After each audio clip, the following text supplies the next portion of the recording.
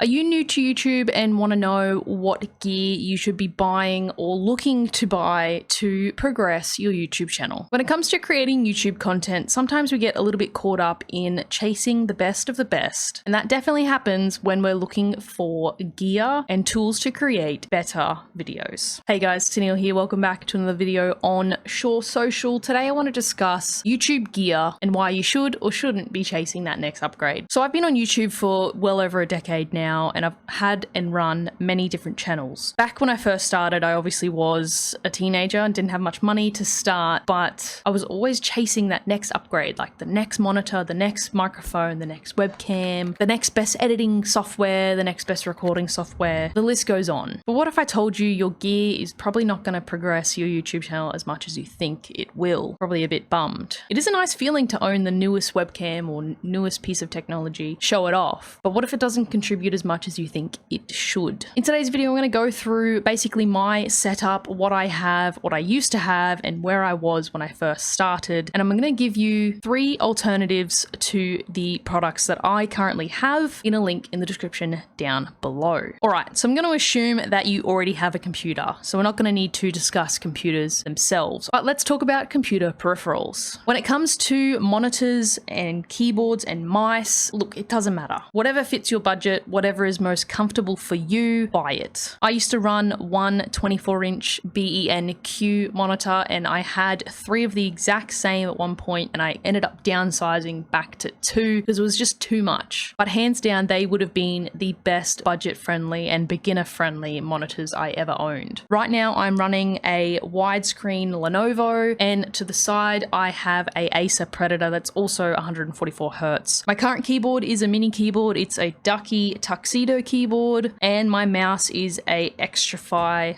mouse. Again, they're comfortable for me. I love using them. The mouse fits my hand correctly, and that's pretty much all that matters. Moving on to audio, and we'll start with listening. So when I first started, I literally would just use any headphones I had access to, and those usually tended to be Apple earphones. The white cable. They did a good job. I used those forever, and then I think I moved to in-ear Razer headphones, and then I had some over-the-ear Razer headphones. I'm pretty particular when it comes to headphones. I do prefer in-ear ones, but you can't really find cheaper in-ear noise-cancelling headphones. So I'm currently running some Bluetooth noise-cancelling over-ear HyperX headphones. Again, it just comes down to comfort and budget. Sticking with audio, we are going to move to microphone. So this is the Rode Podcaster. It's currently on a stand. I did have the Rode stand, but it broke. So right now I just have a budget one, which to be honest, I'm probably going to stick to because it's doing the job. When I started YouTube, I essentially had like this $20 microphone that was from like some sort of supermarket store. It was a Logitech like self-standing microphone, and to be honest, it did the job. I think I had it for a couple of years until the stand just kept like falling over, so I couldn't actually use it without holding it. And then I moved to, I would say, probably one of the best budget-friendly and quality microphones there are and still is on the market, and that would be the Blue Snowball. When people ask for my recommendation of microphone and they're just getting started, I recommend the Blue Snowball straight away. Comes with its own little stand, or you can just buy a cheap stand that I've got and Bob's your uncle. Now, if you do want to go ahead and record yourself or your webcam, the best webcam I can suggest, it was the first one I bought and I still own it to this day. It would be,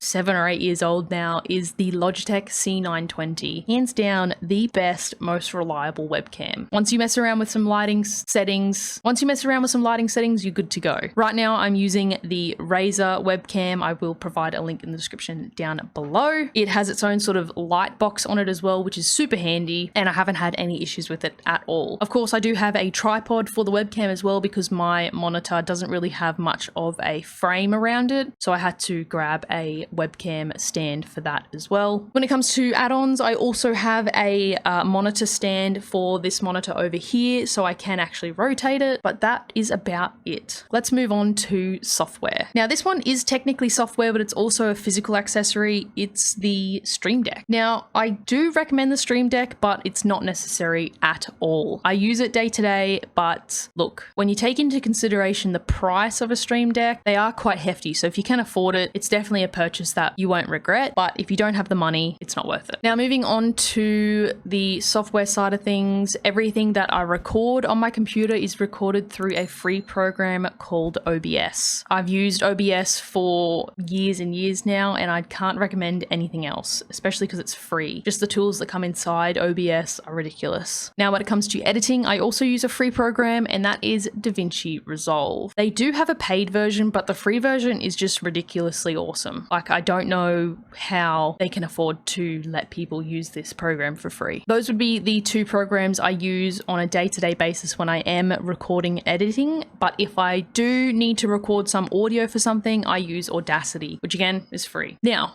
more specifically, YouTube tools. I use 3 YouTube tools, and you probably know of them already. The 3 I use are TubeBuddy, VidIQ, and Morning Fame. TubeBuddy and VidIQ are pretty similar when it comes to the data they show you and the things you can do with those tools. Morning Fame I've only recently started using, and it's blown me away. They've got a feature called the YouTube keyword research tool, and it's just ridiculous. Like, you can plan an entire video in their database, like title, tags, descriptions, everything, and it just gives you like this very, very helpful scoring system. Check it out. You can use my link in the description down below to get 30 days free as well. But that is pretty much all the equipment I use when it comes to creating YouTube videos for this channel and my other channels as well. Like I mentioned at the start, I will provide links to my actual equipment and then some alternatives as well. If you would like to see me review one of the items that I've discussed in this video, make sure you let me know in the comment section down below. But good luck with your content creation journey.